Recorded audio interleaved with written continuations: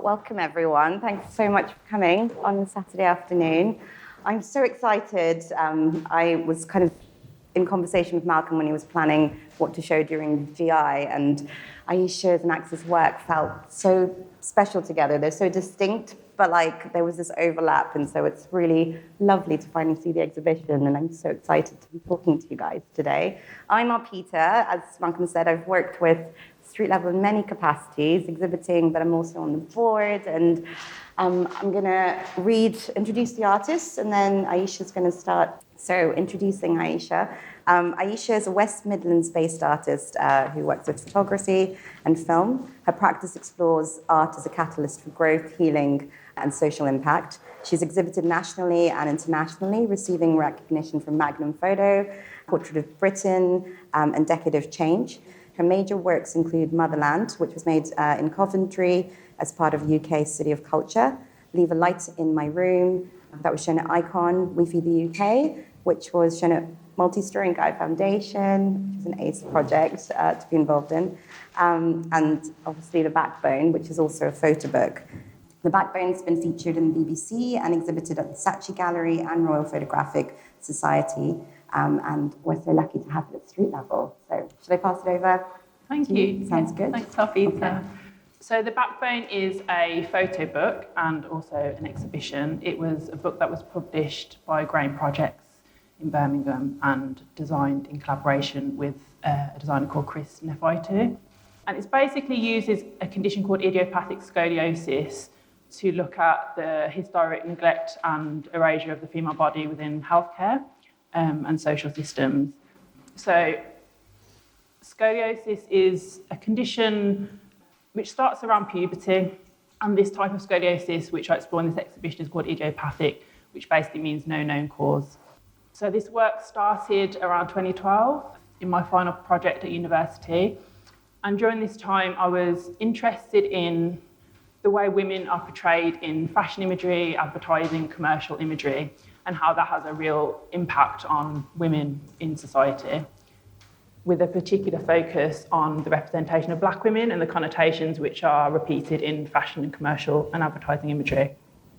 And initially I wanted to explore this through creating fashion images and editorial images, and in conversation with my tutor, they suggested I turn the camera on myself and explore self-portraiture. And self-portraiture was something that I'd kind of done throughout my teens, but never really thought of it as a project and something I could actually do with my practice. So this was quite a turning point in my practice, but also it helped me to see the impact of photography on a personal level. And it was quite a catalyst for a lot of change in my life. And I was able to kind of get a bird's eye view of my experiences, of my thoughts and feelings, and the way things had impacted me through laying photos out and creating patterns with images. So I decided to go back into self-portraiture and wanted to create a project again around my experiences as a woman now. And I was doing some research around the kind of historic treatment of women within medicine and the myths that surround the female body and female biology. And I came across quite a few interesting ideas and theories which kind of shocked me a lot and which inspired the placement of images and the way that I approached the project. And one of those theories was the wandering womb, which was an idea which was popularised by Plato. And it was basically the idea that the womb was like an animal of its own, and it could wander around the body. It could, if it was aggravated and angry because you hadn't given it a child, it could wander all the way up to your throat and choke you and cause all sorts of health issues.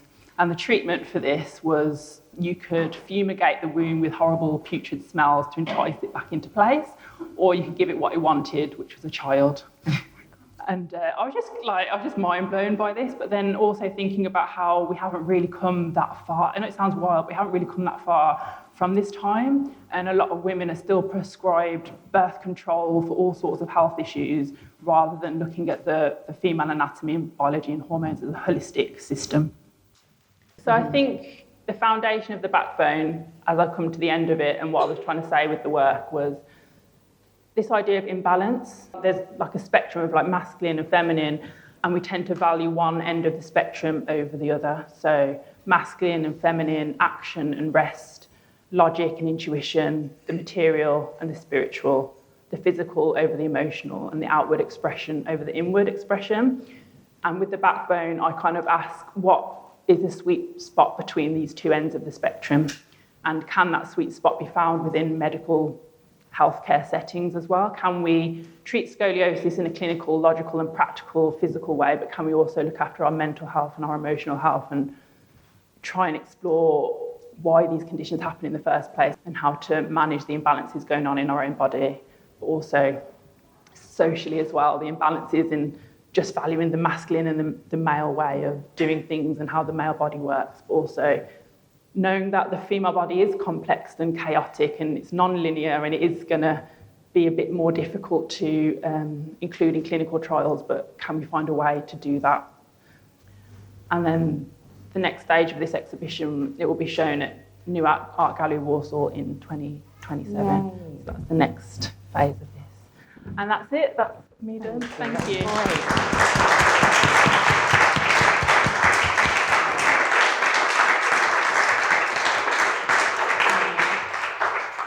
Thank you so much, Ayesha. Thank you. That was fascinating, and I can't wait to ask questions soon. I want to introduce Aqsa Arif. I'm just going to read her bio for those who aren't familiar. Aqsa is a Scottish-Pakistani artist and filmmaker based in Glasgow. She incorporates moving image photography, printmaking, and poetry to construct installations in which she explores themes of dual heritage, migration, and cultural dissonance. Her practice is inspired by narrative structures built within folklore, mythology, and cinematic spaces, exploring this through her own dual identity to reclaim and reimagine the pre-post-colonial world. In 2023, Arif received the Platform Early Career Artist Award and the RSA Morton Award, and was nominated for Jerwood Survey, touring nationally from 2024 to 25. Her film, Spicy Pink Tea, was selected for BAFTA qualifying festivals, winning Best Dance Film as Aesthetica and earning a nomination for Young Scottish Filmmakers at Glasgow Short Film Festival. In 2022, she was awarded the 2020 residency by UAL's Decolonising Art Institute, resulting in 20 permanent acquisitions across the UK, which is incredible. So should I pass it over to you? Hi, everyone. So the exhibition is called Beneath Ivory's Molten Brown, and I thought I'd begin a little bit with the research around the exhibition, how it began, and then talk you through the journey and what you see today. So the research began when I did a residency at the British School at Rome, and I became quite fascinated and interested in this object that was found in Pompeii that was historically dubbed as the Pompeii Lakshmi. And this was from the 1st century CE, but found in 1938. And when they first found it, they assumed its identity to be the Hindu goddess, the Lakshmi. But then over the decades, they realized it was most likely to be a Yakshi, which is more of a tree goddess and is both in Hindu, Jain, and Buddhist traditions, but also predates some of those religions as well. And so the reason I became quite interested in it is because it's one of the only objects that was found in Pompeii from South Asia. But around that time, there was a huge amount of trade between South Asia into the Greco-Roman world. So the fact that this one piece survived became really fascinating to me in my research. During the research trip, I wanted to visit the Museum of Archaeology in Naples, and I couldn't get access because it's in the secret room, and the secret room holds these artifacts that are deemed as like pornographic from the time that they were found. And a lot of the objects in that room were very much phallic objects, masculine objects, and then there's this small little Venus that's sort of in the middle of the cabinet with this artifact of the Pompeii Lakshmi just next to her. And it's very interesting, the kind of like curation around it. And then also the wall text in the museum was still misnaming her as the Pompeii Lakshmi. And so there was then this idea of what is history and what we hold to be true. So I think within this project, what I was really interested in is this idea of like hybridity and how through movement and exchange, identity is formed and assimilated, and there is no sense of purity in identity. It's always this amalgamation, collaging and piecing together various different elements that I came across in my research. And through the use of photographs and through the use of performance and inviting a performer in to recreate some of these scenes. So I constructed a narrative around the British garden and this curated sort of garden that has these elements of nature from all over the world, and the sculptures that are placed in those environments as well. So, and there's something about the braid that I've become quite fascinated in my practice, because it's this idea of like passing down knowledge through the generations from through the female generations as well, from mother to daughter. But it can also bind you to tradition as well as sort of free you from it. So that became quite a big motif in the work as well. When you walk into the exhibition, I really like this idea of you're confronted by lots of eyes watching you, but also you're sort of enveloped in the darkness of the room that holds you unaccountable, and you can sort of look freely in that way. But also the characters exchange through the eye lines as well. And I think for me, my main sort of question around the exhibition was sort of this idea of how is identity formed, and how cultural identity and identity as this fixed thing is, I think, constantly in flux and shouldn't be pinned down in that way. But also female identity and the psyche of the female, and thinking about it in that cross-cultural way, and going past colonialism, going past into this Western canon, into sort of folklore and oral history, and how we can learn from those different traditions. Excellent. Oh, thank you so much. Thank you.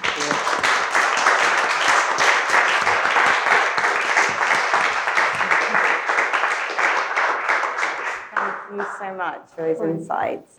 I'm going to ask a few questions and then hopefully we can open it up. I guess going to the question is, how do you see Yakshi's relationship with roots? Like in braids you talked about, but she's in like a forest and she's a forest nymph.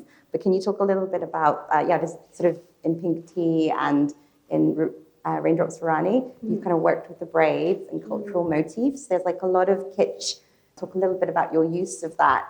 Yeah, I'm really interested in this idea of diaspora's connection to the homeland, and then also the sort of aesthetics of diaspora.